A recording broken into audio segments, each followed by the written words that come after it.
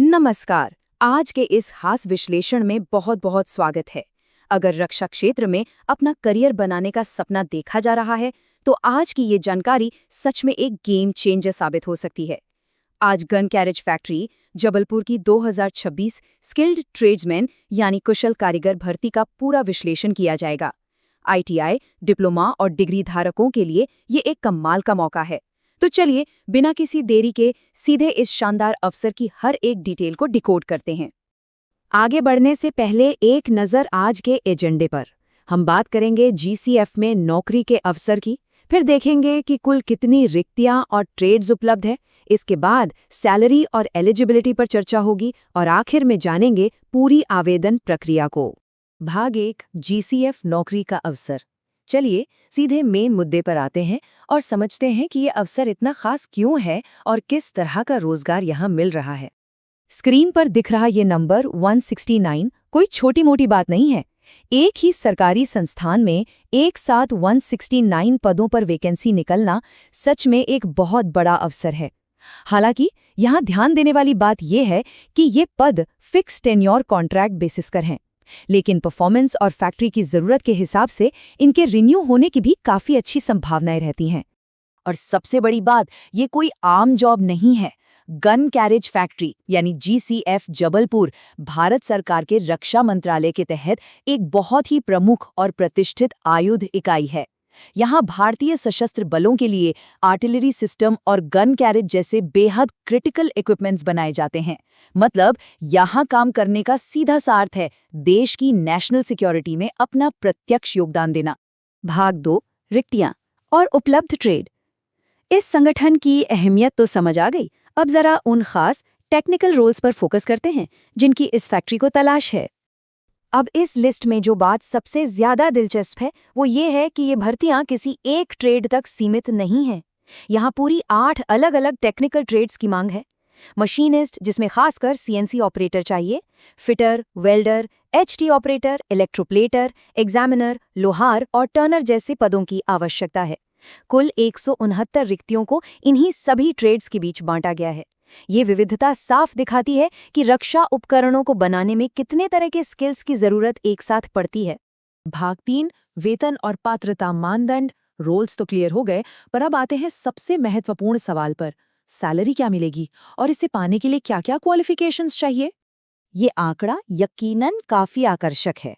31,840 रुपए की gross monthly salary एक कॉन्ट्रैक्ट आधारित टेक्निकल पद के लिए, खासकर उनके लिए जो अभी करियर शुरू कर रहे हैं या थोड़ा बहुत अनुभव रखते हैं, ये एक बहुत ही शानदार पैकेज है।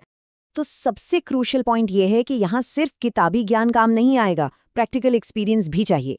एजुकेशन की बात करें तो संबंधित ट्रेड में मान्यता प्राप्त संस्थान से NTC, NAC, डिप्लोमा या डिग्री होनी चाहिए। लेकिन बात यहीं ख़त्म नहीं होती। इसके साथ साथ कम से कम 2 से 3 साल का रेलेवेंट वर्क एक्सपीरियंस होना बिल्कुल अनिवार्य है, वो भी एक वैलिड प्रमाण पत्र के साथ। फैक्ट्री को ऐसे टैलेंट की तलाश है जो पहले ही दिन से काम को अच्छी तरह संभाल ले। आयु सीमा की बात करें तो ये 18 से 35 वर्ष के बीच रखी गई है। ये एक काफ़ी बढ़िया और चौड़ा ब्रैकेट है जो युवाओं से लेकर थोड़े अनुभवी प्रोफेशनल्स तक को कवर कर लेता है। और हाँ, अच्छी खबर ये भी है कि आरक्षित श्रेणियों के उम्मीदवारों के लिए भारत सरकार के नियमों के हिसाब से जो स्टैंडर्ड एज रिलैक्सेशन मिलता है वो यहाँ भी पूरी तरह लागू होगा। और ये जानकारी एप्लीकेशन फीस का एकदम क्लियर पिक्चर दिखाती है। अनरिजर्व्ड और OBC उम्मीदवारों के लिए फीस मात्र 200 रुपये है। वहीं दूसरी ओर SC और ST उम्मीदवारों को इस फीस के भुगतान से पूरी तरह छूट दी गई है। ये कदम इस पूरी प्रक्रिया को काफी सुलभ और किफायती बनाता है। भाग 4, आवेदन प्रक्रिया। खैर, अब जब सारी जरूरी डिटेल्स मिल गई हैं तो आइए देखते हैं कि इस शानदार मौके के लिए अप्लाई कैसे करना है। एप्लीकेशन प्रोसेस 100% ऑनलाइन है। सबसे पहले ऑफिशियल वेबसाइट ddpgo.gov.in या awl.org/career पर जाना होगा। वहाँ ऑनलाइन रजिस्ट्रेशन करके फॉर्म को बहुत ही ध्यान से भरना है। यहाँ सबसे अहम हिस्सा है डॉक्यूमेंट्स अपलोड करना। Educational certificates, experience letter, ID proof और एक रीसेंट पासपोर्ट साइज फोटो। इन सबको सही फॉर्मेट में अपलोड करके ही फॉर्म सबमिट करना है और फ्यूचर रेफरेंस के लिए प्रिंट आउट लेना बिल्कुल नहीं भूलना है। एक बहुत ही जरूरी बात, डेडलाइन। अप्लाई करने के लिए समय सीमा बहुत ही सख्त और छोटी है। रोजगार समाचार में विज्ञापन छपने की तारीख से ठीक 15 दिनों के भीतर आवेदन जमा हो जाना चाहिए। इसलिए दिलचस्पी रखने वाले सभी उम्मीदवारों को आधिकारिक वेबसाइट्स पर पैनी नजर रखनी होगी, क्योंकि नोटिफिकेशन आते ही घड़ी की टिक टिक शुरू हो जाएगी।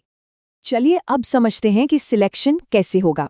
सबसे पहले तो आए हुए सभी आवेदनों की बहुत ही बारीकी से स्क्रूटनी यानी जांच की जाएगी और एक्सपीरियंस का मूल्यांकन होगा।